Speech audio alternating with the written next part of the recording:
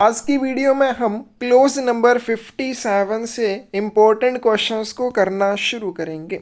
अगर आपको इन important questions की बुक चाहिए तो क्वेश्चन बुक आप ले सकते हैं। इसके अलावा एमटीएस पोस्टमैन या पीएसए की तैयारी करने के लिए भी आपको बुक्स मिल जाएंगी। और अच्छे से अगर आप तैयारी करना चाहते हैं और क्लासेस में जुड़ना चाहते हैं तो आप हमें 8627096166 के ऊपर मैसेज कर सकते हैं। और अगर आपको बुक्स चाहिए तो भी सेम नंबर के ऊपर आप हमें मैसेज कर सकते हैं। इसके अलावा डिस्क्रिप्शन में एक साइट का लिंक मिल जाएगा, उस साइट से भी आप बुक्स ऑर्डर कर सकते हैं। तो चलिए वीडियो शुरू करते हैं। क्लोज नंबर 57 में क्या आता है? इसमें आता है विंडो डिलीवरी के बारे में। विंडो डिलीवरी क्या चीज़ होती है? तो मोटे तौर पर अगर समझें, जब भी कोई व्यक्ति अपनी डाक वस्तुओं का वितरण स्वयं डाक घर में आकर लेता है उसको हम विंडो डिलीवरी कहते हैं।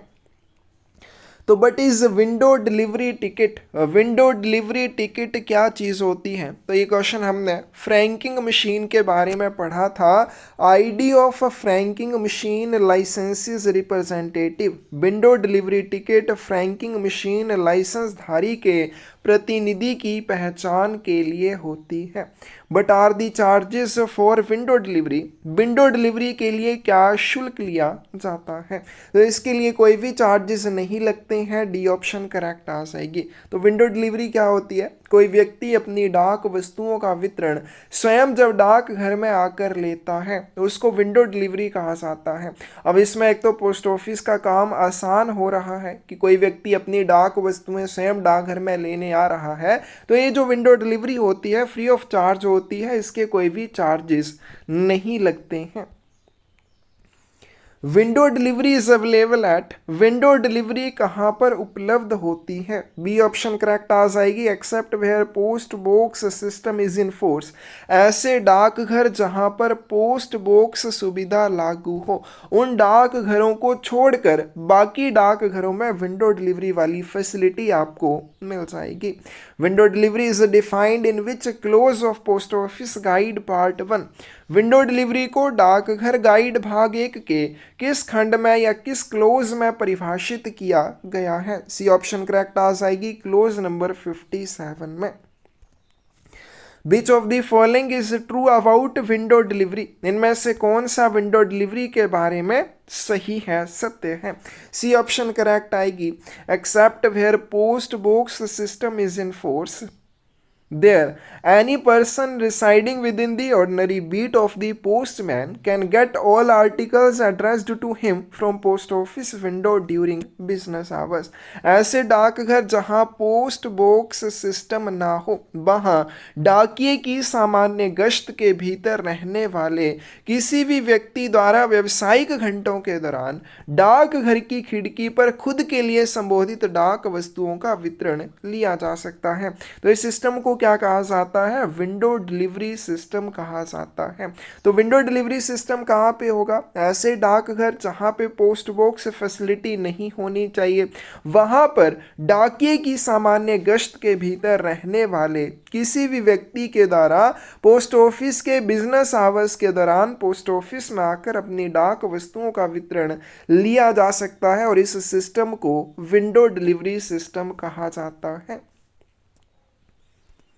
The addressee of an item may avail the facility of window delivery during which hours? किसी डाक वस्तु का प्राप्तकर्ता कौन से घंटों के दौरान विंडो डिलीवरी की सुविधा का लाभ उठा सकता है? तो कोई भी व्यक्ति अगर विंडो डिलीवरी सुविधा का लाभ उठाना चाहता है, यानी कि डाक घर में स्वयं आकर अपनी डाक वस्तुओं का वितरण लेना चाहता है, कौन से घंटों के दौरान? ड्यूरिंग बिजनेस आवर्स, काम काज के घंटों के दौरान, यानी कि पोस्ट ऑफिस के जो वर्किंग आवर्स होंगे, बिजनेस आवर्स होंगे, उनके दौरान वो विंडो डिलीवरी सुविधा का लाभ उठा सकता है। और ये किसके अकॉर्डिंग है क्वेश्चन है according to post office regulations 2024। The addressee of an item may avail the facility of receiving items at the post office during business hours without having the facility of post box or post bag system by giving a written request to the, किसी भी वस्तु का प्राप्तकर्ता post box या post bag प्रणाली की सुविधा के बिना किसको लिखित अनुरोध देकर व्यावसायिक घंटों के दौरान डाकघर में वस्तु प्राप्त करने की सुविधा का लाभ उठा सकता है। यानी कि किसी भी डाक वस्तु का प्राप्तकर्ता अगर पोस्ट बॉक्स या पोस्ट बैग प्रणाली किराए पर नहीं लेना चाहता है, सुविधा का लाभ नहीं उठाना चाहता है, तो किसके पास आवेदन देकर, पोस्ट मास्टर के पास आवेदन देकर विंडो डिलीवरी सुविधा का लाभ उठाया जा सकता है। The addressee of an item may avail the facility of receiving items at the post office during business hours without having the facility of post box or post bag system by giving a written request to the postmaster without any charge, and in such case the item shall be। किसी वस्तु का प्राप्तकर्ता post box या post bag प्रणाली की सुविधा के बिना भी पोस्ट मास्टर को लिखित अनुरोध देकर बिना किसी शुल्क के व्यावसायिक घंटों के दौरान डाकघर में वस्तु प्राप्त करने की सुविधा का लाभ उठा सकता है। और ऐसे मामले में डाक वस्तु को क्या किया जाएगा, shall not be given to postman for door step delivery. तो ऐसी डाक वस्तुएं जिनका प्राप्तकर्ता उनकी विंडो डिलीवरी चाहता है, तो ऐसी डाक वस्तुओं को सामान्य वितरण के लिए डाकिये को नहीं दिया जाएगा, क्योंकि डाकिया क्या करेगा, प्राप्तकर्ता के घर द्वार पर जाकर डाक वस्तु का वितरण करेगा। लेकिन कोई प्राप्तकर्ता विंडो डिलीवरी चाहता है, वो ये चाहता है मैं स्वयं डाकघर में जाकर अपनी डाक वस्तुओं का वितरण लूंगा, तो ऐसी डाक वस्तुएं डोर स्टेप डिलीवरी के लिए पोस्टमैन को नहीं दी जाती हैं। नेक्स्ट चलते हैं close number 58, delivery of articles to messengers, संदेश वाहकों को लेख वितरित करना। In case of delivery of articles to messengers the post office will if desired provided at the addressee's expenses a bag furnished with the lock, the one key of the bag will be kept by the and the other by the addressee. संदेश वाहकों को लेखों की delivery के मामले में यदि वांछित हो तो डाकघर प्राप्तकर्ता के खर्च पर ताले से सुसज्जित एक बैग प्रदान करेगा। बैग की एक चाबी किसके पास रहेगी और दूसरी चाबी प्राप्तकर्ता के पास रहेगी। तो एक चाबी जो है इस तरह के बैग की पोस्ट मास्टर के पास रहती है और दूसरी चाबी प्राप्तकर्ता के पास रहती है। तो मैसेंजर्स को, जो भी संदेश वाहक है, मान लीजिए मैं किसी दूर दराज क्षेत्र में रहता हूं और डाकघर में अपना कोई संदेश वाहक भेजता हूं जो मेरी डाक वस्तुओं को लेकर आएगा, तो अगर वहां पे ऐसा ज़रूरी हो तो मेरे खर्चे के ऊपर एक बैग प्रदान किया जा सकता है और उसके ऊपर एक ताला लगा होगा, तो उसका जो भी खर्चा रहेगा वो मुझे देना होगा। और ऐसे बैग के ताले की एक चाबी मेरे पास रहेगी और दूसरी चाबी डाकघर में पोस्ट मास्टर के पास रहेगी।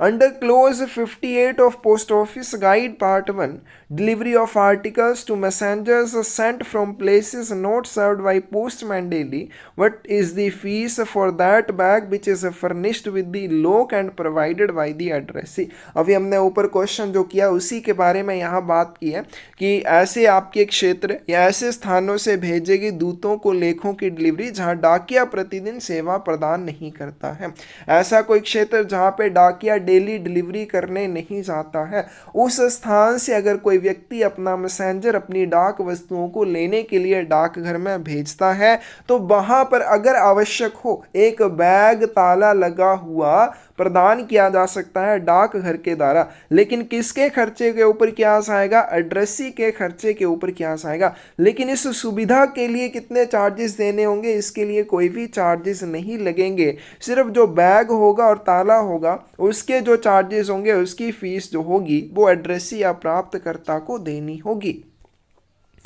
क्लोज नंबर 59 है payment of money orders to messengers, संदेश वाहकों को मनी ऑर्डर का भुगतान करना। Post master accept signature of messenger and pay money order to him if a payee of money order authorize postmaster in a return to do so। Postmaster संदेश वाहक के हस्ताक्षर स्वीकार करता है और उसे मनी ऑर्डर का भुगतान करता है यदि मनी ऑर्डर का प्राप्तकर्ता पोस्टमास्टर को ऐसा करने के लिए लिखित रूप में अधिकृत करता है। बिल्कुल सही है, अगर पोस्टमास्टर को अधिकृत किया जाता है एड्रेसी के द्वारा कि मेरे लिए जो जो भी मनी ऑर्डर आएंगे वो किसको दिए जाएंगे, मैसेंजर को दे दिए जाएं। और क्योंकि जब भी मनी ऑर्डर का भुगतान किया जाता है उसकी एक्नॉलेजमेंट के ऊपर और मनी ऑर्डर फॉर्म के ऊपर हस्ताक्षर लिए जाते हैं, तो वहां पर प्राप्तकर्ता के हस्ताक्षर की बजाय मैसेंजर के हस्ताक्षर स्वीकार किए जा सकते हैं। करेक्ट आंसर क्या आ जाएगा, ए आ जाएगा। Addressee may authorize the postmaster in a return to pay money orders to the messenger। प्राप्तकर्ता संदेश वाहक को मनी ऑर्डर का भुगतान करने के लिए पोस्ट मास्टर को लिखित रूप से अधिकृत कर सकता है। बिल्कुल हमने सेम यही क्वेश्चन यहाँ पे किया कि कोई भी व्यक्ति जो डाकिए की सामान्य गश्त में नहीं रहता है, जहाँ डाकिया डेली डिलीवरी का काम करने नहीं जाता है, अगर कोई ऐसे स्थान पर रहता है और वो व्यक्ति क्या करता है, अपनी डाक वस्तुएं लेने के लिए एक मैसेंजर पोस्ट ऑफिस में भेजता है, और अगर उस व्यक्ति द्वारा पोस्ट मास्टर को अधिकृत किया जाता है कि मेरे लिए जो मनी ऑर्डर आएंगे उन मनी ऑर्डर्स का भुगतान मैसेंजर्स को करना है और मैसेंजर के हस्ताक्षर ही मनी ऑर्डर के ऊपर लिए जाएं, तो ऐसी स्थिति में मनी ऑर्डर के ऊपर मैसेंजर के हस्ताक्षर लिए जाएंगे और मैसेंजर को ही उस मनी ऑर्डर का भुगतान कर दिया जाएगा। Delivery of a registered article to messenger or to care party. Messenger या केयर पार्टी को पंजीकृत लेखों की डिलीवरी करना। Post master deliver VP articles to messenger if addressee authorise to do so. यदि प्राप्तकर्ता ऐसा करने के लिए अधिकृत करता है तो पोस्ट मास्टर मूल्य दे लेख संदेश वाहक को वितरित कर सकता है। ये ऑप्शन करेक्ट आ जाएगी, ये गलत है। पोस्ट मास्टर के द्वारा क्या, अगर पोस्ट मास्टर है जो, वो क्या करेंगे, मैसेंजर को कभी भी वैल्यू पेबल आर्टिकल का वितरण नहीं करते हैं। तो वैल्यू पेबल आर्टिकल आएगा तो वो एड्रेसी को ही दिया जाएगा, एड्रेसी की जगह पे वो आर्टिकल कभी भी मैसेंजर को नहीं दिया जाएगा। वीपी अपने जो मनी ऑर्डर है वो दिए जा सकते हैं, बाकी आर्टिकल दिए जा सकते हैं, लेकिन वीपी आर्टिकल नहीं दिए जाएंगे। Instructions received from addressee authorising post office to deliver articles and pay money orders to persons other than themselves. अपने अलावा अन्य व्यक्ति को अपनी डाक वस्तुएं वितरित करने और मनी ऑर्डर का भुगतान करने के लिए डाक घर को अधिकृत करने वाले प्राप्तकर्ता के निर्देशों की अवधि क्या होगी। बी ऑप्शन करेक्ट आ जाएगी, लैप्स्ड आफ्टर 3 ईयर। तो इस तरह के जो निर्देश होते हैं वो 3 साल तक वैलिड रहते हैं। कौन से निर्देशों की बात की है कि अगर मैं अपनी डाक वस्तुएं लेने के लिए पोस्ट मास्टर को अधिकृत करता हूं कि पोस्ट मास्टर मेरी डाक वस्तुओं को मेरे अलावा किसी अन्य व्यक्ति को वितरित कर सकता है, ये मैं निर्दिष्ट करूंगा कि कौन से व्यक्ति को करनी है। तो इस तरह से मेरे द्वारा दिए गए निर्देशों की वैलिडिटी 3 वर्ष तक रहेगी। बी ऑप्शन करेक्ट आएगी। If addressee specially authorized to the postmaster in a written, then postmaster will deliver to messenger which kind of articles। यदि प्राप्तकर्ता विशेष रूप से पोस्टमास्टर को लिखित रूप से अधिकृत करता है तो पोस्टमास्टर मैसेंजर को किस प्रकार की डाक वस्तुएं वितरित कर सकता है। बी ऑप्शन करेक्ट आ जाएगी, registered article, insured article, money order. लेकिन वैल्यू पेबल आर्टिकल्स का वितरण कभी भी मैसेंजर को नहीं किया जाएगा। Delivery of registered articles and payment of money orders addressed to students of educational institutions। शैक्षिक संस्थानों के छात्रों को संबोधित पंजीकृत वस्तुओं की डिलीवरी और मनी ऑर्डर का भुगतान करना। Registered articles and money orders addressed to students are delivered to head of the institution with the approval of the. छात्रों को संबोधित पंजीकृत लेख और मनी ऑर्डर किसकी मंजूरी के साथ संस्था के प्रमुख को दिए जा सकते हैं। सी ऑप्शन करेक्ट आ जाएगी। कोई भी रजिस्टर्ड आर्टिकल या कोई भी मनी ऑर्डर किसी भी इंस्टीट्यूशन के स्टूडेंट्स के लिए आते हैं तो उनका वितरण या भुगतान इंस्टीट्यूशन के हेड को या संस्था के प्रमुख को किया जा सकता है। इसके लिए किसके अप्रूवल की आवश्यकता होगी, सर्किल प्रमुख के अप्रूवल की आवश्यकता होगी। Insured articles and money orders addressed to or payable to the students can also, with the approval of head of circle, can be delivered or paid to head of the educational institution on his executing an। छात्रों को संबोधित बीमाकृत वस्तु या देय money order circle प्रमुख के अनुमोदन से शिक्षण संस्थान के प्रमुख को क्या निष्पादित किए जाने पर वितरित या भुगतान किए जाएंगे। तो कोई भी इंश्योर्ड आर्टिकल या कोई भी मनी ऑर्डर किसी भी एजुकेशनल इंस्टीट्यूशन के स्टूडेंट्स के लिए आते हैं तो इनका वितरण या भुगतान भी हेड ऑफ सर्कल के अप्रूवल के साथ हेड ऑफ एजुकेशनल इंस्टीट्यूशन को किया जा सकता है। लेकिन इसके लिए हेड ऑफ एजुकेशनल इंस्टीट्यूशन को क्या करना होगा, इंडेमनिटी बॉन्ड एग्जीक्यूट करना होगा, इंडेमनिटी बॉन्ड निष्पादित करना होगा। तो कोई भी एजुकेशनल इंस्टीट्यूशन है वहाँ पर अगर रहने वाले स्टूडेंट्स के लिए कोई भी इंश्योर्ड आर्टिकल या मनी ऑर्डर आता है, हेड ऑफ सर्कल के अप्रूवल के साथ इन इंश्योर्ड आर्टिकल या मनी ऑर्डर्स का वितरण या भुगतान भी एजुकेशनल इंस्टीट्यूशन के हेड को किया जा सकता है। लेकिन इसके लिए उन्हें इंडेमनिटी बॉन्ड प्रस्तुत करना होगा। सी ऑप्शन करेक्ट आ जाएगी। With whose approval the insured articles and money orders addressed or payable to students can be delivered or paid to head of the educational institution on executing an indemnity bond। क्षतिपूर्ति bond निष्पादित करने पर छात्रों को संबोधित या देय बीमाकृत वस्तुएं और मनी ऑर्डर किसकी मंजूरी से शैक्षणिक संस्थान के प्रमुख को वितरित या भुगतान किए जा सकते हैं। तो सेम हमने ऊपर वाला जो क्वेश्चन किया वही क्वेश्चन है लेकिन थोड़ा सा अलग पूछा गया है। तो ये हमने कर लिया कि कोई भी एजुकेशनल इंस्टीट्यूशन है, एजुकेशनल इंस्टीट्यूशन में रहने वाले किसी भी स्टूडेंट के लिए अगर कोई इंश्योर्ड आर्टिकल या मनी ऑर्डर आता है वो हेड ऑफ एजुकेशनल इंस्टीट्यूशन को दिया जा सकता है। लेकिन इसके लिए हेड ऑफ एजुकेशनल इंस्टीट्यूशन को इंडेमनिटी बॉन्ड प्रस्तुत करना होगा और इसके लिए किसके अप्रूवल की आवश्यकता होगी, हेड ऑफ सर्किल के अप्रूवल की आवश्यकता होगी। सी ऑप्शन करेक्ट आ जाएगी। क्लोज नंबर 63 है आइडेंटिफिकेशन कार्ड्स के बारे में, पहचान पत्र के बारे में। कॉस्ट ऑफ आइडेंटिटी कार्ड्स, पहचान पत्र की कीमत क्या है? 270 रुपीज़ है, 270 रुपये है। पहले ये कितने रुपए का हुआ करता था? 9 रुपये का हुआ करता था। वर्तमान में इसकी बात करें 270 रुपये फीस है। Validity period of ID card is, ID card की वैधता अवधि क्या है? डी ऑप्शन करेक्ट आ जाएगी। आइडेंटिफिकेशन कार्ड 3 साल तक वैलिड रहता है। But is the size limit of ID card की साइज लिमिट क्या है? तो इसकी जो साइज लिमिट है वो 88 मिलीमीटर बाई 63 मिलीमीटर हो सकती है। इसको थोड़ा यहाँ पे आगे क्लियर करते हैं। Identification cards are for the benefits of the, पहचान पत्र किसके लाभ के लिए होते हैं? कौन इनका लाभ उठा सकता है? कोई भी टूरिस्ट हो, कोई भी फर्म का ट्रैवलिंग रिप्रेजेंटेटिव हो या कोई भी आम सदस्य हो यानी कि मेंबर ऑफ पब्लिक हो, इन सब के द्वारा आइडेंटिफिकेशन कार्ड की सुविधा का लाभ उठाया जा सकता है। डी ऑप्शन करेक्ट आएगी। Application for identification card is made at only, पहचान पत्र के लिए आवेदन कहाँ किया जा सकता है?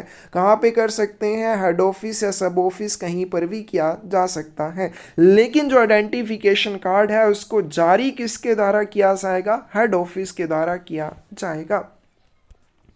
Use of identity card is entirely optional, पहचान पत्र का उपयोग पूरी तरह से वैकल्पिक है। बिल्कुल सही बात है, कोई यूज करना चाहे तो कर सकता है, अदरवाइज ये कोई कंपल्सरी चीज नहीं है।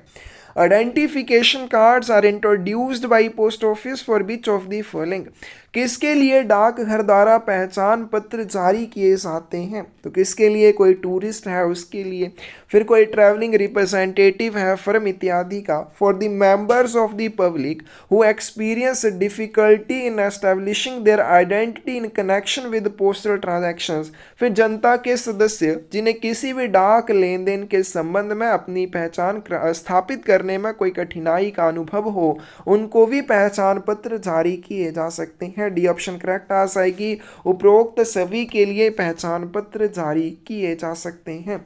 Identification cards can be obtained at any head post office by which of the following, पहचान पत्र निम्नलिखित में से किसके द्वारा किसी भी प्रधान डाकघर से प्राप्त किया जा सकता है? करेक्ट आंसर क्या आएगा? बी आ जाएगा। अब इसको बहुत अच्छे से याद रखना है। आइडेंटिफिकेशन कार्ड किसके द्वारा प्राप्त किए जा सकते हैं? Only by those literate persons whose identity is well established in the locality, तो सबसे पहली वो व्यक्ति पढ़ा लिखा होना चाहिए, क्योंकि आइडेंटिफिकेशन कार्ड के ऊपर उसके हस्ताक्षर होते हैं। तो सबसे पहली बात कि आइडेंटिफिकेशन कार्ड का होल्डर लिटरेट होना चाहिए, पढ़ा लिखा होना चाहिए। दूसरी बात, लोकेलिटी में उसकी अच्छी पहचान स्थापित होनी चाहिए, उस इलाके में उसे अच्छी पहचान होनी चाहिए, तभी उसको आइडेंटिफिकेशन कार्ड जारी किया जाएगा। आगे चलते हैं, नेक्स्ट क्वेश्चन है, who will issue the identification card, पहचान पत्र कौन जारी करता है? ए ऑप्शन करेक्ट आ जाएगी, हेड पोस्ट ऑफिस के द्वारा जारी किए जा सकते हैं। और आवेदन की बात करें तो अगर आइडेंटिफिकेशन कार्ड के लिए कोई आवेदन आपने करना है तो हेड पोस्ट ऑफिस या सब पोस्ट ऑफिस जहां मर्जी चाहें कर सकते हैं। The identification card contains which of the following, identification card में क्या क्या शामिल होता है? Full description of its holder, इसमें इसके धारक के पूरे विवरण होते हैं, इसके होल्डर के सिग्नेचर होते हैं और होल्डर की फोटोग्राफ भी इसके ऊपर लगी होती है। डी ऑप्शन करेक्ट आ जाएगी। But is the processing fees for identity card in post office, डाकघर में पहचान पत्र के लिए प्रोसेसिंग फीस है। तो टोटल फीस की बात करें 270 रुपीज़ है। प्रोसेसिंग फीस या प्रसंस्करण फीस की शुल्क की बात करें वो कितना है? 250 रुपये। और एप्लीकेशन फीस की बात करें तो टोटल कितना बताया? 270, 250 रुपये प्रोसेसिंग फीस हो जाएगी और एप्लीकेशन फीस की बात करें 20 रुपये। सी ऑप्शन करेक्ट आ जाएगी। Who will issue an identification card on forwarding of an application by postmaster, postmaster द्वारा आवेदन अग्रेषित करने पर पहचान पत्र कौन जारी करेगा? हेड पोस्टमास्टर के द्वारा। तो हेड ऑफिस से ये पहचान पत्र जारी किए जाते हैं। A system of identity cards has been introduced by the post office for the benefits of the tourist, traveling representative of firms and other members of public who experience difficulty in establishing their identity in connection with which transactions, डाकघर द्वारा पहचान पत्र किसके लिए जारी किए जाते हैं? पर्यटकों के लिए, फर्मों के यात्रा प्रतिनिधियों के लिए, अन्य आम लोगों के लिए भी इनको जारी किया जाता है जिन्हें किस प्रकार के लेन देन करने में कोई भी कठिनाई का अनुभव होता है। करेक्ट आंसर क्या आएगा? Postal transactions, C option correct आ जाएगी। तो कोई भी टूरिस्ट है, कोई भी ट्रैवलिंग रिप्रेजेंटेटिव है या मेंबर ऑफ पब्लिक है जिसे किसी भी डाक लेन देन के संबंध में कोई भी कठिनाई का अनुभव हो, उनके लिए ये आइडेंटिफिकेशन कार्ड जारी किए जाते हैं। The identification card can be obtained at any head post office by whom, पहचान पत्र किसी भी प्रधान डाकघर से किसके द्वारा प्राप्त किए जा सकते हैं? तो कोई भी लिटरेट पर्सन, पढ़ा लिखा व्यक्ति होना चाहिए। इलिटरेट पर्सन यहाँ पे इसके लिए आवेदन नहीं कर सकता या उसको ये जारी नहीं किए जाएंगे। Application for issue of identification cards can be made at, पहचान पत्र जारी करने के लिए आवेदन कहाँ पर किया जा सकता है? करेक्ट आंसर क्या आएगा? हेड पोस्ट ऑफिस या सब पोस्ट ऑफिस, दोनों में से कहीं भी आप आइडेंटिफिकेशन कार्ड के लिए आवेदन कर सकते हैं। अगर आप सब ऑफिस में करते हैं तो आपके आवेदन को आइडेंटिफिकेशन कार्ड जारी करने के लिए हेड ऑफिस को आगे भेजा जाएगा। नेक्स्ट चलते हैं, close number 64, post restante. Strangers and travellers में note use post restante for more than, अजनबी और यात्री पोस्ट रेस्टेंट का उपयोग कितने समय से अधिक के लिए नहीं कर सकते हैं? सी ऑप्शन करेक्ट आ जाएगी। अब ये बहुत इंपॉर्टेंट चीज़ है। मान लीजिए आप कहीं घूमने चाहते हैं, जिस जगह पर आप घूमने गए हैं वहाँ पर रहकर आप पोस्ट रेस्टेंट फैसिलिटी का मैक्सिमम 3 महीने तक लाभ उठा सकते हैं। Post restante articles note where name of addressee, post restante लेखों पर प्राप्तकर्ता का पता नहीं होता है। बी ऑप्शन करेक्ट आ जाएगी, गलत है। पोस्ट रेस्टेंट आर्टिकल के ऊपर हमेशा प्राप्तकर्ता का पता होता है। Which of the following articles can be called post restante, कौन सी डाक वस्तुओं को पोस्ट रेस्टेंट आर्टिकल कहा जाएगा? Articles bearing to be kept till called for, ऐसे आर्टिकल जिनके ऊपर ये निर्देश दिए हों। कौन से निर्देश? To be kept till called for, to await arrival to post office. तो ऐसी डाक वस्तुएं जिनके ऊपर ये निर्देश दिए हों, उन आर्टिकल्स को पोस्ट रेस्टेंट आर्टिकल कहा जाता है। डी ऑप्शन करेक्ट आएगी। आगे चलते हैं close number 65, disposal of post restante articles. Post restante लेखों का निपटान कैसे किया जाएगा। Post restante article can be detained in post office up to how many days. किसी भी पोस्ट रेस्टेंट आर्टिकल को डाकघर में कितने दिनों तक रोक कर रखा जा सकता है।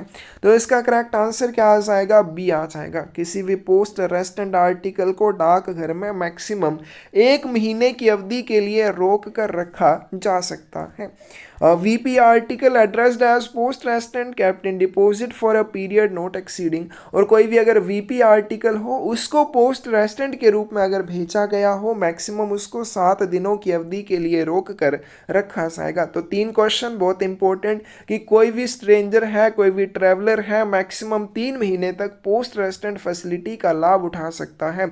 अगर कोई भी आर्टिकल एज अ पोस्ट रेस्टेंट भेजा गया है, जिस डाकघर के लिए उसको भेजा गया है वहां पर उसे 1 महीने की अवधि के लिए रोक कर रखा जा सकता है। और अगर VP आर्टिकल को पोस्ट रेस्टेंट के रूप में भेजा गया हो तो उसको 7 दिनों की अवधि के लिए रोक कर रखा जा सकता है। A tourist or a traveler can avail of post restante service for a maximum period of। एक पर्यटक या यात्री अधिकतम कितनी अवधि के लिए पोस्ट रेस्टेंट सुविधा का लाभ उठा सकता है। 3 महीने के लिए पोस्ट रेस्टेंट फैसिलिटी का लाभ उठाया जा सकता है। और पोस्ट रेस्टेंट फैसिलिटी को कौन से क्लोज में बताया गया है, क्लोज नंबर 65 में। क्लोज नंबर 66 है रिस्पॉन्सिबिलिटी ऑफ पोस्ट ऑफिस। डाकघर की क्या जिम्मेदारी होती है पोस्ट रेस्टेंट आर्टिकल्स के बारे में। But is the responsibility of the post office regarding post restante articles. Post restante लेखों के संबंध में डाकघर की क्या जिम्मेदारी होती है, to retain them of such articles in deposit for the prescribed period. कि पोस्ट रेस्टेंट के रूप में अगर कोई डाक वस्तु भेजी गई है उसको निर्धारित अवधि के लिए रोक कर रखना, यानी कि 1 महीने या फिर 7 दिनों की अवधि के लिए अगर वो VP आर्टिकल है तो इतने समय का किसको रोक कर रखना डाकघर की जिम्मेदारी है। क्लोज नंबर 67 है रीडायरेक्शन या पुनर्निर्देशन के बारे में। If postal article or notice of the arrival has once been tendered to addressee by the post office. यदि डाक लेख या उसके आगमन की सूचना एक बार डाकघर द्वारा प्राप्तकर्ता को प्रस्तुत कर दी जाए। क्या कोई भी डाक वस्तु आई और वो प्राप्तकर्ता को आपने प्रस्तुत कर दी। अब मान लीजिए आप क्या है, आप पोस्टमैन हैं और आपने क्या किया, किसी के लिए डाक वस्तु आई और आपने उस डाक वस्तु को ले जाकर प्राप्तकर्ता के समक्ष प्रस्तुत कर दिया। या फिर आपने उस डाक वस्तु के आगमन की सूचना कि आपकी डाक वस्तु डाकघर में आई हुई है, इस तरह की सूचना प्राप्तकर्ता तक पहुंचा दी। तो ऐसी डाक वस्तुओं को किसी अन्य स्थान के लिए रिडायरेक्ट नहीं किया जाएगा। ए ऑप्शन करेक्ट आ जाएगी। A postal article which cannot be delivered by the post office to which it is addressed due to addressee being elsewhere may be redirected with। एक लेख जिसे डाकघर द्वारा उसका प्राप्तकर्ता कहीं और होने की वजह से वितरित ना किया जा सके उसे कैसे पुनः प्रेषित किया जा सकता है। कोई भी डाक वस्तु डाकघर में आती है वितरण के लिए, लेकिन उसका प्राप्तकर्ता किसी दूसरे डाकघर के क्षेत्र में रह रहा है, तो ऐसी स्थिति में जब उस डाक वस्तु का वितरण नहीं हो पाता है तो उसको उस दूसरे डाकघर के लिए भेजा जाता है जहां से उसका वितरण प्राप्तकर्ता को किया जा सके। और इस रीडायरेक्शन के लिए कितने चार्जेस लगते हैं, कोई भी चार्जेस नहीं लगते हैं। बी ऑप्शन करेक्ट आएगी। A postal article can be redirected. किसी भी डाक वस्तु को कैसे रिडायरेक्ट किया जा सकता है, तो हमने अभी कर लिया, फ्री ऑफ चार्ज रिडायरेक्शन की जाती है। An article should be redirected from one post office to. एक डाक वस्तु को एक डाकघर से कहाँ के लिए रिडायरेक्ट किया जा सकता है, करेक्ट आंसर क्या आएगा, सी आ जाएगा, to another delivery post office. तो किसी भी डिलीवरी पोस्ट ऑफिस के लिए रिडायरेक्शन की जा सकती है, सी ऑप्शन करेक्ट आएगी। A postal article can be redirected only by whom, डाक लेख को रीडायरेक्ट किसके द्वारा किया जा सकता है? From the post office only to which it is addressed, कोई भी डाक वस्तु हमेशा उसी डाक घर से रीडायरेक्ट की जा सकती है जिसके लिए इसे संबोधित किया हुआ हो। तो कोई भी डाक वस्तु जब चलेगी तो जब वो पहुंचेगी अपने डेस्टिनेशन पर, यानी कि अपने गंतव्य स्थान पर पहुंचेगी, जो गंतव्य स्थान उस आर्टिकल के ऊपर लिखा हुआ है, तो उस आर्टिकल को वहां से, यानी कि उसके डेस्टिनेशन को जो लिखा गया है आर्टिकल के ऊपर, वहीं से रीडायरेक्ट किया जा सकता है। सी ऑप्शन करेक्ट आ जाएगी।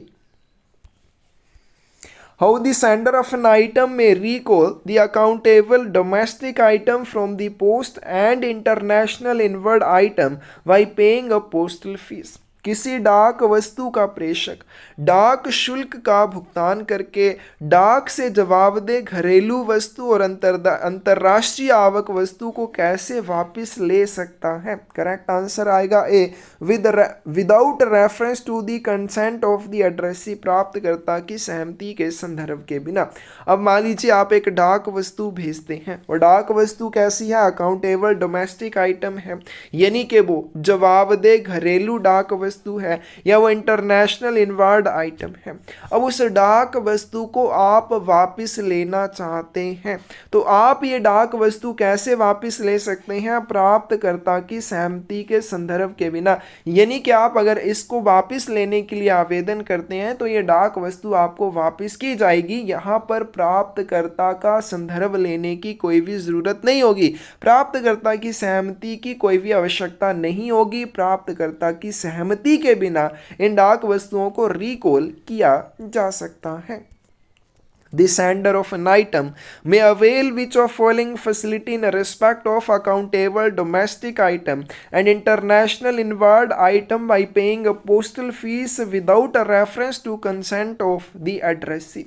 किसी डाक वस्तु का प्रेषक प्राप्तकर्ता की सहमति के संदर्भ के बिना डाक शुल्क का भुगतान करके उत्तरदायी घरेलू वस्तु और अंतर्राष्ट्रीय आवक वस्तु के संबंध में कौन सी सुविधा का लाभ उठा सकता है? करेक्ट आंसर डी आएगा। वो डाक वस्तु को डाक से वापस मंगवा सकता है। अल्टरेशन इन एड्रेस और नेम ऑफ एड्रेसी, वो डाक वस्तु के पते में परिवर्तन कर सकता है, प्राप्तकर्ता के नाम में परिवर्तन कर सकता है। The item may be cancelled before it has been dispatched from office of booking, और अगर आइटम अभी ऑफिस ऑफ बुकिंग से डिस्पैच नहीं हुई है तो उसको कैंसिल भी किया जा सकता है। तो ये सारी सुविधाओं का लाभ प्रेषक द्वारा प्राप्तकर्ता की सहमति के बिना उठाया जा सकता है। नेक्स्ट क्वेश्चन है, the addressee of an item may avail the facility of alteration in address free of charge in cases where, किसी वस्तु का प्राप्तकर्ता पते में परिवर्तन की सुविधा निशुल्क प्राप्त कर सकता है यदि, तो इसका करेक्ट आंसर क्या आएगा? बी आएगा, in case where the original address and the substitute address are within the delivery area of the same post office. तो ऐसे मामले जहाँ पे मूल पता, यानी कि जहाँ से आर्टिकल भेजा गया है, बुक किया गया है, और जो नया पता है सब्स्टिट्यूट एड्रेस है, एक ही डाकघर के वितरण क्षेत्र के भीतर हो, सॉरी बुक नहीं किया गया है, जहाँ से उसकी डिलीवरी की जानी है, ओरिजिनल एड्रेस यानी कि जहाँ से उसकी डिलीवरी की जानी है, और दूसरा जो एड्रेस है जहां के लिए उस आर्टिकल को रीडायरेक्ट करना है, दोनों ही सेम डाकघर के वितरण क्षेत्र में अगर आते हैं तो ऐसी स्थिति में उन आर्टिकल्स की रीडायरेक्शन फ्री ऑफ चार्ज की जाती है या उनके एड्रेस में अल्टरेशन की जा सकती है बिना किसी चार्जेस के। No request of the sender or addressee of an item for a recall of the item from the post shall be entertained if the item is out of delivery at the destination post office। अब मान लीजिए क्या हुआ, आपने आवेदन किया डाक वस्तु को रिकॉल करने के लिए, लेकिन अगर डाक वस्तु डेस्टिनेशन पोस्ट ऑफिस में डिलीवरी के लिए भेजी जा चुकी है, यानी कि वो पोस्टमैन को दी जा चुकी है वितरण के लिए, और हैज़ बीन सीज्ड और कन्फिस्केटेड और destroyed under any applicable of the land concerned, या फिर उस डाक वस्तु को किसी कानून के तहत सीज कर लिया हो, जब्त कर लिया हो या नष्ट कर दिया हो, तो ऐसी स्थिति में आप उस आर्टिकल को डाक से निकाल नहीं सकते, ना ही उसके पते में परिवर्तन कर सकते हैं। बिल्कुल सही बात है, ए ऑप्शन करेक्ट आएगी। तो वहां पर सेंडर या एड्रेसी के द्वारा उस डाक वस्तु को वापस नहीं बुलाया जा सकता है। If the item is out for delivery at destination post office or has been seized or confiscated or destroyed under any applicable law of the land concerned, then the sender or addressee of an item may request for which of the following। अब क्या हुआ, आपने एक डाक वस्तु भेजी, अब डाक वस्तु डिलीवरी पोस्ट ऑफिस में या वितरण डाक घर में पहुंच गई और उसको वितरण के लिए डाकिए के पास दे दिया है, या फिर किसी भी कानून के तहत उस डाक वस्तु को सीज कर लिया है, कन्फिस्केट कर लिया है या उसको नष्ट कर दिया हुआ है। ऐसी स्थिति में सेंडर या एड्रेसी जो है उस डाक वस्तु के संबंध में क्या रिक्वेस्ट कर सकता है? करेक्ट आंसर क्या आएगा? डी आएगा। वो किसी भी तरह की रिक्वेस्ट या आवेदन नहीं कर सकता, ना ही वो डाक वस्तु को रिकॉल कर सकता है, ना ही उसके एड्रेस में कोई चेंज कर सकता है और ना ही एड्रेसी का नाम उसमें चेंज कर सकता है। तो इसका करेक्ट आंसर क्या आएगा? डी। और ना ही वो ये आवेदन कर सकता है कि इस डाक वस्तु को नष्ट कर दिया जाए। तो जब क्या हो गया, डिलीवरी पोस्ट ऑफिस में डाक वस्तु को वितरण के लिए जारी कर दिया गया है या उसको कानून के तहत, किसी भी कानून के तहत सीज कर लिया है, नष्ट कर दिया है, तो उस डाक वस्तु के संबंध में आपकी किसी भी आवेदन पर, किसी भी रिक्वेस्ट पर कोई कार्यवाही नहीं की जाएगी। In which of the following cases postage and applicable fees once paid shall be refunded? किस मामले में भुगतान किए गए डाक शुल्क और लागू शुल्क को वापस कर दिया जाएगा? करेक्ट आंसर क्या आएगा? D. Postage and applicable fees once paid shall in no circumstances be refunded. एक बार भुगतान किए गए डाक शुल्क और लागू शुल्क को किसी भी परिस्थिति में वापस नहीं किया जाएगा। The post office shall not be liable for non-fulfillment of the request of the sender and shall not incur any liability by reason of delivery of any item contrary to an application made for recall of the item from the post, alteration in address or name of the addressee. In such cases, the fees charged for such a request डाकघर प्रेषक के अनुरोध की पूर्ति ना होने के लिए जिम्मेदार नहीं होगा। यानी कि आपने किसी भी डाक वस्तु के संबंध में कोई भी अनुरोध किया कि इस डाक वस्तु को मैंने रिकॉल करना है या इस डाक वस्तु के एड्रेस में चेंज करना है या एड्रेसी के नाम में चेंज करना है, अगर डाकघर ऐसा ना कर पाए तो इस चीज़ के लिए डाकघर जिम्मेदार नहीं होता है। ठीक है। और अगर आपने डाक वस्तु को रिकॉल किया, पोस्ट ऑफिस उसको रिकॉल नहीं कर पाया, पते में परिवर्तन या प्राप्तकर्ता के परिवर्तन में आपने कोई भी रिक्वेस्ट या आवेदन किया था, तो इस चीज़ के लिए डाकघर की कोई जिम्मेदारी नहीं होगी अगर डाकघर ऐसा नहीं कर पाए।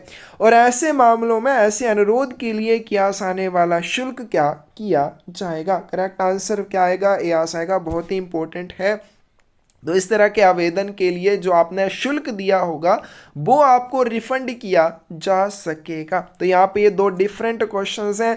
आप जो भी पोस्टेज चार्जेस या एप्लीकेबल फीस किसी भी आर्टिकल के ऊपर देते हैं वो किसी परिस्थिति में आपको वापस नहीं की जाती है, लेकिन अगर आप किसी डाक वस्तु को रिकॉल करते हैं या उसके एड्रेस में चेंज करना चाहते हैं या प्राप्तकर्ता के नाम में परिवर्तन करना चाहते हैं और डाकघर ऐसा अगर नहीं कर पाता है, तो इस तरह के आवेदन के लिए दिया गया शुल्क आपको रिफंड किया जा सकता है। नेक्स्ट क्वेश्चन है, what is the meaning of redirection? पुनः निर्देशन का अर्थ क्या होता है? ए ऑप्शन करेक्ट आएगी। Redirection means action of assigning और directing an item to an address other than the one to which it was initially addressed for a specific reason. पुनः निर्देशन का अर्थ क्या हो जाएगा? किसी विशिष्ट कारण से किसी आइटम को उस पते के अलावा किसी अन्य पते पर निर्दिष्ट या निर्देशित करने की कार्यवाही जिसके लिए से शुरू में संबोधित किया गया था। यानी कि कोई आर्टिकल जिस पते के लिए आपने भेजा था, किसी कारण से जब उस डाक वस्तु को उस पते से किसी अन्य पते के लिए भेजा जाता है तो उस प्रोसेस को रिडायरेक्शन कहा जाता है। आगे चलते हैं। क्लोज नंबर 68 है interception and place of redirection, अवरोधन और पुनर्निर्देशन का स्थान। किसी भी डाक वस्तु को कहाँ पर रोका जा सकता है और अगर उसकी रीडायरेक्शन करनी है तो कहाँ से की जाएगी। आर्टिकल कैन बी इंटरसेप्टेड और रीडायरेक्टेड व्हाइल इन ट्रांजिट, पारगमन के दौरान डाक वस्तु को रोका जा सकता है या रिडायरेक्ट किया जा सकता है। बी ऑप्शन करेक्ट आएगी नहीं। एक बार जो डाक वस्तु भेज दी वो सिर्फ डेस्टिनेशन पोस्ट ऑफिस पर जाकर ही रिडायरेक्ट होगी या वहीं पर उसको रोका जाएगा। Article can be redirected only from which office, लेख को केवल किस कार्यालय से पुनर्निर्देशित किया जा सकता है। बी ऑप्शन करेक्ट आएगी फ्रॉम ऑफिस ऑफ डेस्टिनेशन। किसी भी डाक वस्तु की रिडायरेक्शन कहाँ से की जाएगी, ऑफिस ऑफ डेस्टिनेशन या गंतव्य कार्यालय से ही की जाएगी। क्लोज नंबर 69 है कंडीशंस ऑफ फ्री रिडायरेक्शन, मुफ्त पुनर्निर्देशन की शर्तें। How the unregistered articles get free redirection to any place served by inland post, अपंजीकृत लेखों को अंतर्देशीय डाक द्वारा किसी भी स्थान पर मुफ्त पुनर्निर्देशन कैसे मिलता है। ए ऑप्शन करेक्ट आ जाएगी। If article has not been opened and either returned to postman or reposted at place of delivery, कोई भी अपंजीकृत डाक वस्तु है उसकी रिडायरेक्शन अगर करनी है और अगर आप चाहते हैं फ्री रिडायरेक्शन उसकी हो तो इसके लिए सबसे पहली बात वो डाक वस्तु आपने खोलनी नहीं है। दूसरी बात वो डाक वस्तु या तो आप डाकिए को वापस कर दें या जहां से आपको उसका वितरण मिला था उसी डाक घर से आप उसको रीपोस्ट कर दें। ऐसी स्थिति में उसकी रिडायरेक्शन फ्री होगी। ए ऑप्शन करेक्ट आ जाएगी। How the registered articles get free redirection to any place served by inland post, अंतर्देशीय डाक द्वारा अगर आप किसी भी पंजीकृत डाक वस्तु के लिए मुफ्त पुनर्निर्देशन चाहते हैं तो वो कैसे मिलेगा। डी ऑप्शन करेक्ट आएगी। When article redirected by agent of addressee not been opened and has been returned to postman at place of delivery with the receipt unsigned। अब अनरजिस्टर्ड आर्टिकल के लिए तो सिंपल ये हो गया कि आपने उसको खोलना नहीं है और दूसरी बात या तो आप उसको डाकिए को वापस कर दें या प्लेस ऑफ डिलीवरी पर वापस कर दें। अगर रजिस्टर्ड आर्टिकल होगा तो रजिस्टर्ड आर्टिकल को प्राप्तकर्ता के एजेंट के द्वारा रिडायरेक्ट किया जा सकता है। वो डाक वस्तु पहली बात खुली नहीं होनी चाहिए, दूसरी बात वो प्लेस ऑफ डिलीवरी पर या फिर डाकिए को वापस कर दी जानी चाहिए और उस रजिस्टर्ड आर्टिकल की जो रिसिप्ट होगी, क्योंकि जब भी पंजीकृत डाक वस्तु वितरित की जाएगी उसके लिए एक रिसिप्ट के ऊपर हस्ताक्षर चाहिए। तो अगर वो हस्ताक्षर आपने कर दिए हैं तो उसकी रिडायरेक्शन फ्री नहीं होगी। तो जो रिसिप्ट होगी उस पंजीकृत वस्तु के संबंध में बिना हस्ताक्षर किए हुए वो वापस करनी होगी। डी ऑप्शन करेक्ट आएगी।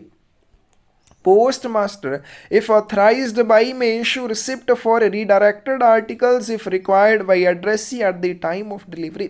यदि पोस्ट मास्टर को किसके द्वारा अधिकृत किया जाता है तो डिलीवरी के समय प्राप्तकर्ता द्वारा, अगर अपेक्षित है प्राप्तकर्ता को अगर चाहिए रिडायरेक्टेड आर्टिकल्स के लिए रिसिप्ट जारी कर सकता है। तो सर्किल हेड अगर ऑथराइज करता है पोस्ट मास्टर को तो पोस्ट मास्टर रिडायरेक्टेड आर्टिकल्स के लिए रिसिप्ट जारी कर सकता है। क्लोज नंबर 70 है penalty for breach of conditions, शर्तों के उल्लंघन के लिए जुर्माना। Articles reposted after having been opened और articles reposted at a place other than delivery place will be treated as, खोले जाने के बाद दोबारा पोस्ट किए गए लेख या डिलीवरी स्थान के अलावा किसी अन्य स्थान पर पोस्ट किए गए डाक लेखों को क्या माना जाएगा।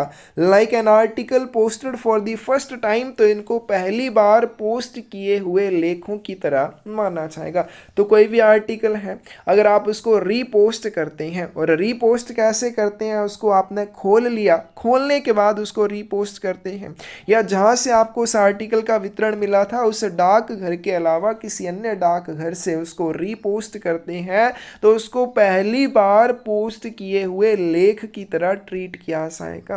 What is the penalty for breach of conditions in respect of article reposted after having been opened and reposted at any place other than the place at which it was delivered?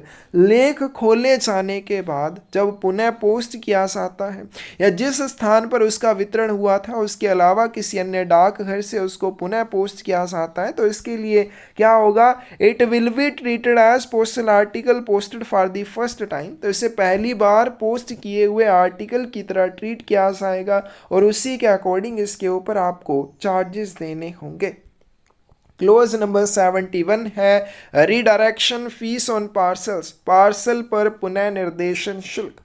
Redirection fees of parcels within delivery area or original address of sender in case of unclaimed parcels, दावा न किए गए या unclaimed parcel के मामले में प्रेषक के वितरण क्षेत्र और मूल पते के भीतर पार्सल के लिए जो पुनः निर्देशन शुल्क होगा वो क्या होगा? निःशुल्क, यानी कि इसके लिए कोई चार्जेस नहीं लिए जाएंगे।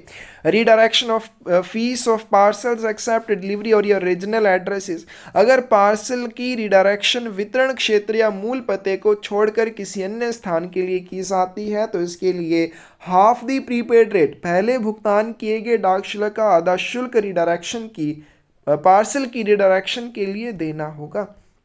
If parcel returned as unclaimed then, अगर पार्सल लावारिस के रूप में वापस लौटाया जाए, no redirection fee recovered from sender, तो प्रेषक से कोई भी पुनः निर्देशन शुल्क वसूल नहीं किया जाएगा। But is redirection fee on parcels addressed to troops, सैनिकों को संबोधित पार्सल पर पुनः निर्देशन शुल्क क्या लिया जाएगा? तो जो भी सैनिक होंगे उनको संबोधित पार्सल की रिडायरेक्शन के लिए कोई भी चार्जेस नहीं लगते हैं। सी ऑप्शन सही आएगी। विच of the following is not true, इनमें से कौन सा सही नहीं है? सी ऑप्शन करेक्ट आएगी। जो भी पार्सल संबोधित होंगे सैनिकों को उनकी रिडायरेक्शन के लिए कोई भी चार्जेस नहीं लगते हैं। सी ऑप्शन सही आ जाएगी।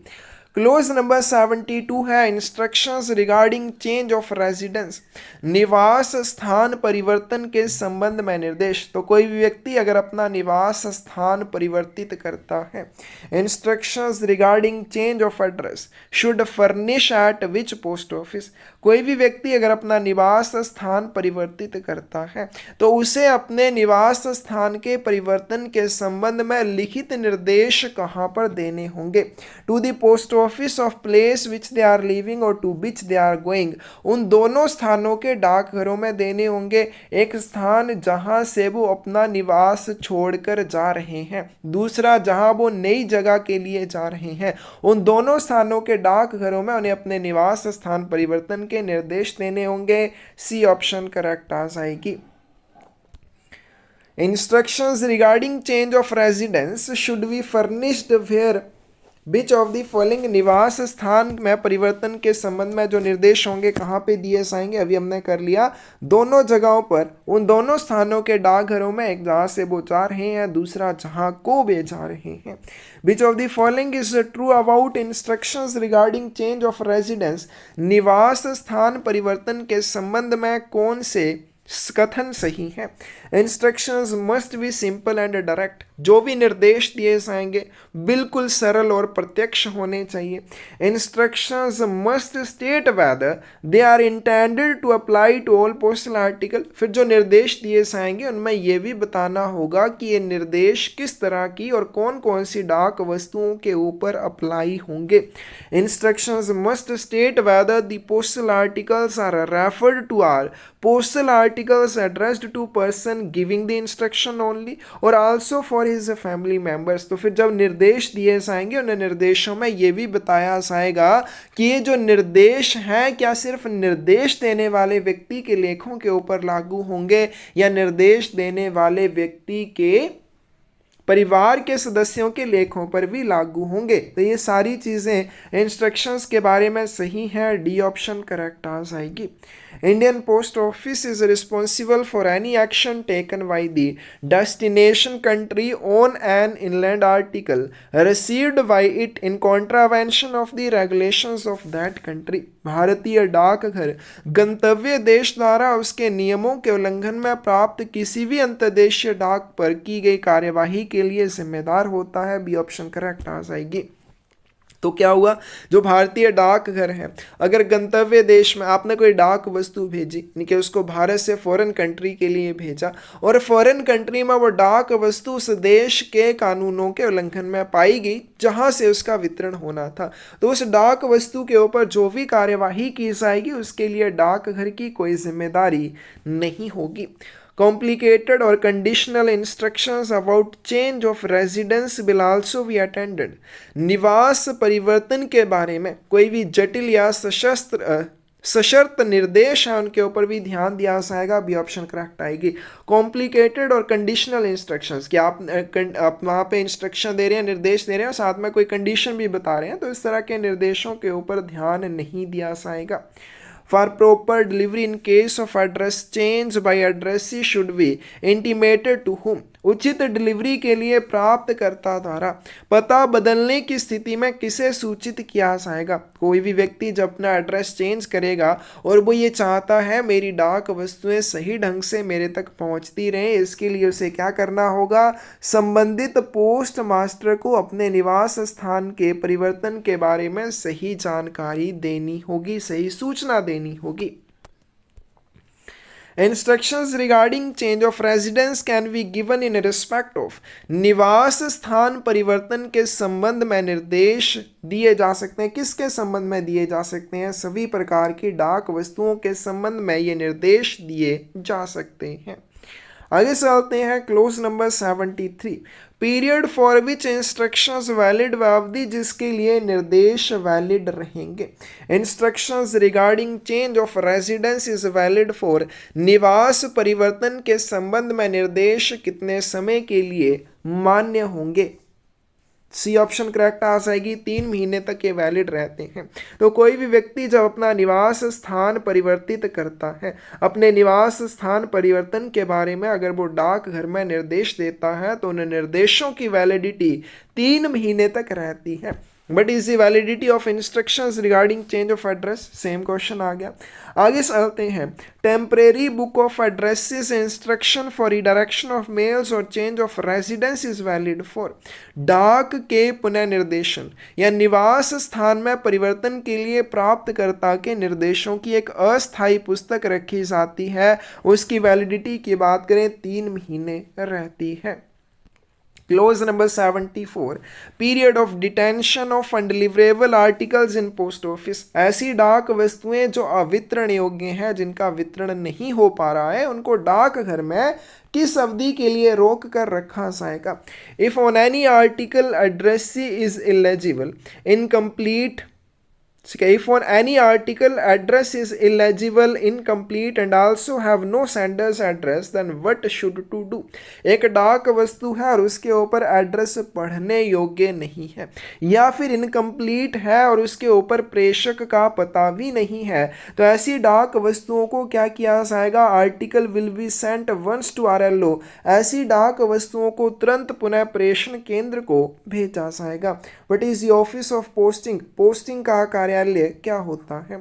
बी ऑप्शन करेक्ट आ जाएगी। एक डिलीवरी ऑफिस होता है जो प्रेषक के पते पर काम करता है। तो ऑफिस ऑफ पोस्टिंग क्या हो जाएगा? जहां से आप डाक वस्तु पोस्ट करते हैं। तो जहां से डाक वस्तु पोस्ट की जाती है वो कौन सा डाकघर होगा? जहां सेंडर रहता है। तो एक ऐसा डिलीवरी पोस्ट ऑफिस या वितरण डाकघर जो प्रेषक के पते पर काम करता है उसको ऑफिस ऑफ पोस्टिंग कहा जाएगा।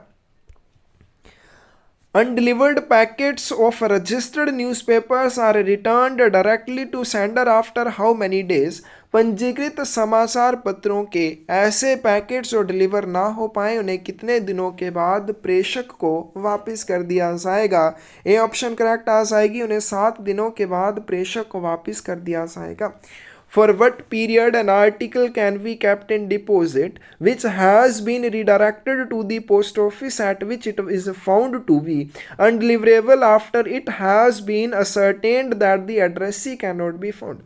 एक डाक वस्तु है, आपने बताना है कितने समय तक उसको डाकघर में रोक कर रखा जाएगा जिसे उस डाकघर के लिए पुनर्निर्देशित किया गया है, जहाँ यह सुनिश्चित होने के बाद कि प्राप्तकर्ता नहीं मिल सकता है या अवितरण योग्य पाया जाता जाता है। एक आर्टिकल है, उसकी रिडायरेक्शन हुई है, यहाँ से उसको भेजा, यहाँ उसका वितरण होना था लेकिन यहाँ पर उसका वितरण नहीं हो पाया। फाइनली यहाँ पे उसकी रिडायरेक्शन की गई लेकिन यहाँ पर भी अगर उसे अवितरण योग्य पाया जाता है तो उसको वहाँ पर रोका नहीं जाएगा, उसको वहाँ डिपॉजिट में नहीं रखा जाता है। Articles the addresses of which are illegible और incomplete as to render delivery impossible are called as. ऐसी डाक वस्तुएं जिन पर पता जो है बहुत ही अस्पष्ट है और अधूरा है और उसकी वजह से आप उसका वितरण नहीं कर सकते हैं, तो ऐसी डाक वस्तुओं को अनडिलीवरेबल आर्टिकल कहा जाता है, अवितरण योग्य लेख कहा जाता है। बी ऑप्शन करेक्ट आ जाएगी। An item shall ordinarily be kept in deposit in the post office to which it is addressed for a period of।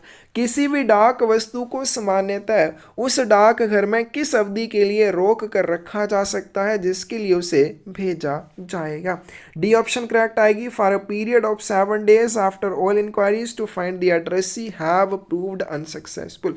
एक डाक वस्तु जब डिलीवरी पोस्ट ऑफिस में आई, प्राप्तकर्ता को ढूंढने के सभी प्रयास असफल हो जाने के बाद उसको 7 दिनों की अवधि के लिए उस डाक घर में रोक कर रखा जाएगा।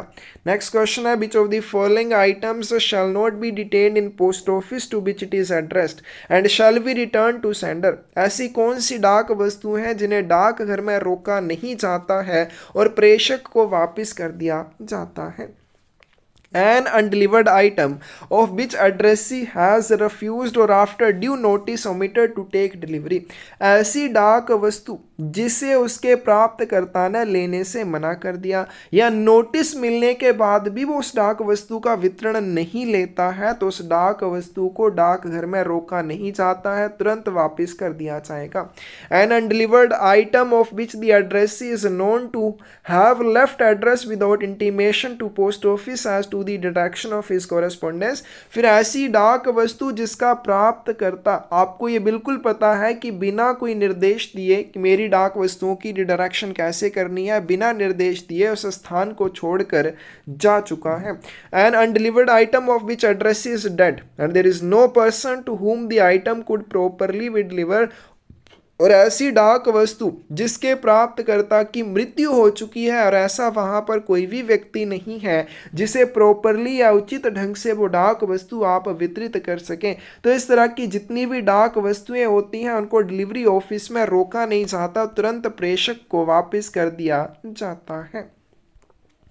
क्लोज नंबर 75 है, disposal of articles sent to returned letter office. पुनः प्रेषण केंद्र को भेजी गई डाक वस्तुओं का निपटान कैसे किया जाएगा। अब जो भी डाक वस्तु रिटर्न्ड लेटर ऑफिस को भेजी जाती है, ऐसा नहीं वहां जाने के तुरंत बाद उसको नष्ट कर दिया जाएगा, वहां पर भी कुछ प्रयास किए जाते हैं, कुछ अवधि के लिए उनको रोका जाता है।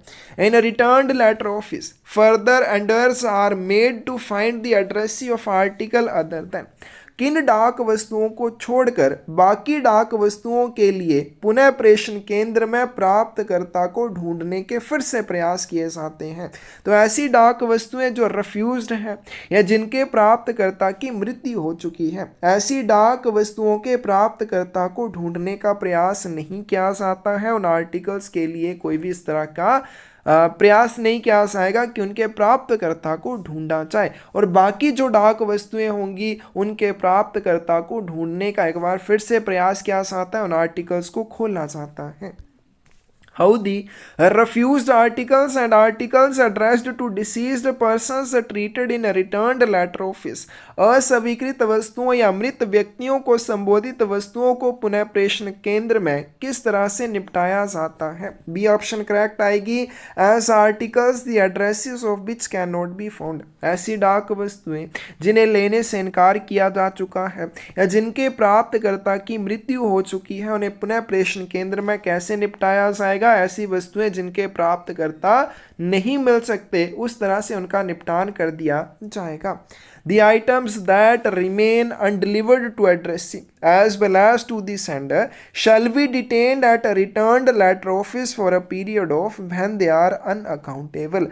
कोई भी डाक वस्तु जब गैर जवाबदेह होगी, अनअकाउंटेबल आइटम यानी कि अनरजिस्टर्ड आइटम्स की यहाँ पे बात की गई है, तो कोई भी अनअकाउंटेबल आइटम जब क्या होती है, पुनः प्रेषण केंद्र में पहुंच जाती है। और अगर वो डाक वस्तु क्या है, प्राप्तकर्ता को वितरित नहीं की जा सकी और ना ही प्रेषक को वापस की जा सकी हो, तो उस डाक वस्तु को पुनः प्रेषण केंद्र में 15 दिनों की अवधि के लिए रोक कर रखा जाता है। वहां पर उसके प्राप्तकर्ता या प्रेषक को ढूंढने के अग्रिम प्रयास किए जाते हैं। The items that remain undelivered to the addressee as well as to the sender shall be detained at a returned letter office for a period of when they are accountable। और जब भी कोई अकाउंटेबल आइटम हो और वो प्राप्तकर्ता या प्रेषक को वितरित ना की जा सके, तो उसे पुनः प्रेषण केंद्र में 30 दिनों की अवधि के लिए रोक कर रखा जाता है। क्लोज नंबर 76 है obligation of sender to pay postal charges. डाक शुल्क का भुगतान करने हेतु प्रेषक का दायित्व। Who is responsible to pay any postage और other sum due on an undelivered और refused article return to sender by post office. तो जब भी कोई डाक वस्तु अगर उसके ऊपर कोई भी पोस्टेज चार्जेस ड्यू हो, वो बिना वितरण के या मना किए हुए डाक वस्तु के रूप में वापस प्रेषक को लौटाई जाती है, तो उसके ऊपर ड्यू चार्जेस जो भी रहेंगे उनका भुगतान करने के लिए प्रेषक ही जिम्मेदार होता है। ए ऑप्शन करेक्ट आ जाएगी। क्लोज नंबर 77 है सुजेशन एंड कंप्लेंट बुक। सुझाव और शिकायत पुस्तिका। Suggestion and complaint books are maintained by. सुझाव और शिकायत पुस्तिका का रखरखाव किसके द्वारा किया जाता है? हेड पोस्ट ऑफिस, सब पोस्ट ऑफिस और सर्किल ऑफिस के द्वारा। किसके द्वारा? सभी डाकघरों के द्वारा सुजेशन और कंप्लेंट बुक का रखरखाव किया जाता है। Suggestion and complaint book is available at all post office during which hours. सुझाव और शिकायत पुस्तिका सभी डाकघरों में किन घंटों के दौरान उपलब्ध रहती है? ए ऑप्शन करेक्ट आ जाएगी। During the entire working hours of the office. कार्यालय के पूरे कामकाज के घंटों के दौरान ये शिकायतें और सुझाव दर्ज करने के लिए उपलब्ध रहेगी। Authority to whom complaints should be addressed. वह प्राधिकारी जिसे शिकायतें प्रस्तुत की जानी चाहिए, तो कोई भी शिकायत है वो किसे संबोधित की जाएगी? लोकल सुपरिटेंडेंट या पोस्ट मास्टर को भी की जा सकती हैं फर्स्ट क्लास पोस्ट ऑफिस के मामले में। Transmission of public complaints. सार्वजनिक शिकायतों का प्रसारण कैसे किया जाता है? Bona fide complaints against the service including reminders to previous complaints address to any officer of the post office will be accepted for transmission if tendered open और in an open cover at any post office. डाक घर के किसी भी अधिकारी को अगर आप कोई भी कंप्लेंट भेज रहे हैं या फिर पहले आपने कोई शिकायत किया उसका कोई रिमाइंडर भेज रहे हैं और ऐसी शिकायत को आप डाकघर में खुले में या खुले कवर में प्रस्तुत करते हैं, तो उसके लिए आपको पोस्टिंग चार्जेस नहीं देने होते हैं, फ्री ऑफ चार्ज उसका ट्रांसमिशन किया जाता है। Which of the following is true? इनमें से कौन सा सही है? तो इसका करेक्ट आंसर क्या आएगा? Public complaints Saint by post must be prepaid with postage. सार्वजनिक शिकायतें जब भी डाक के माध्यम से भेजी जाएंगी वो पूरी तरह से प्रीपेड होनी चाहिए। अनपेड और insufficiently prepaid communications about complaints will not be accepted. शिकायतों के बारे में अवैतनिक या पर्याप्त प्रीपेड संचार स्वीकार नहीं किया जाता है। तो डी ऑप्शन करेक्ट आ जाएगी। पहला और तीसरा पॉइंट बिल्कुल सही है। आगे चलते हैं। Close number 80 circle complaint officer. Who is a circle complaint officer? Circle शिकायत अधिकारी कौन होता है? करेक्ट आंसर ए आ जाएगा। Vigilance officer circle complaint officer होता है। क्लोज नंबर 81 है पीरियड ऑफ कंप्लेंट्स। शिकायतों की अवधि। Complaints relating to money orders should be preferred within the period of. Money order से संबंधित शिकायतों को कितनी अवधि के भीतर प्राथमिकता दी जानी चाहिए? करेक्ट आंसर क्या आ जाएगा? डी। दोनों ही सेम चीज़ें हैं। 12 महीने 1 साल के भीतर इनको प्राथमिकता दी जाएगी। complaints relating to loss or damage to a registered or insured article and a speed post where a claim for compensation is made should be preferred within। किसी पंजीकृत या बीमित वस्तु और स्पीड पोस्ट के नुकसान या क्षति से संबंधित शिकायतें जहां मुआवजे के लिए दावा नहीं किया जाता है उनको कितने समय के भीतर प्राथमिकता दी जानी चाहिए? 3 महीने के भीतर प्राथमिकता दी जानी चाहिए। और लास्ट क्वेश्चन आज की वीडियो का, complaints regarding miscarriage, loss or destruction of postal order should be preferred within। Postal order के विफलता, गुम होने या नष्ट होने की शिकायतों को कितने समय के भीतर प्रेफर किया जाता है, प्राथमिकता दी जाती है? बी ऑप्शन करेक्ट आ जाएगी। With in 12 months from the last day of the month of issue. तो जिस महीने में पोस्टल ऑर्डर जारी किए जाते हैं उसके अंतिम दिन से 12 महीने के भीतर इसके लिए आप शिकायत कर सकते हैं। तो ये थे आज की वीडियो के मोस्ट इंपॉर्टेंट क्वेश्चंस जो बहुत अच्छे से आपको करने हैं। और इन क्वेश्चंस की अगर आपको बुक चाहिए तो क्वेश्चन बुक आप ले सकते हैं। इसके अलावा एमटीएस पोस्टमैन या पीए की तैयारी करने के लिए कोई भी बुक्स चाहिए, चाहे क्वेश्चन पेपर्स की हो चाहे थ्योरी की बुक्स हो, तो आप हमें मैसेज कर सकते हैं 8627096166 के ऊपर। और इसके साथ एक हमने शुरुआत किया पर्यावरण को बचाने के लिए ज़्यादा से ज़्यादा पौधे लगाने की। आप भी उस शुरुआत में ज़रूर हमारे साथ जुड़ जाइए और हमें मोटिवेट कीजिए ताकि हम ज़्यादा से ज़्यादा पौधे लगाएं और पर्यावरण को बचाने में सहयोग कर सकें। धन्यवाद।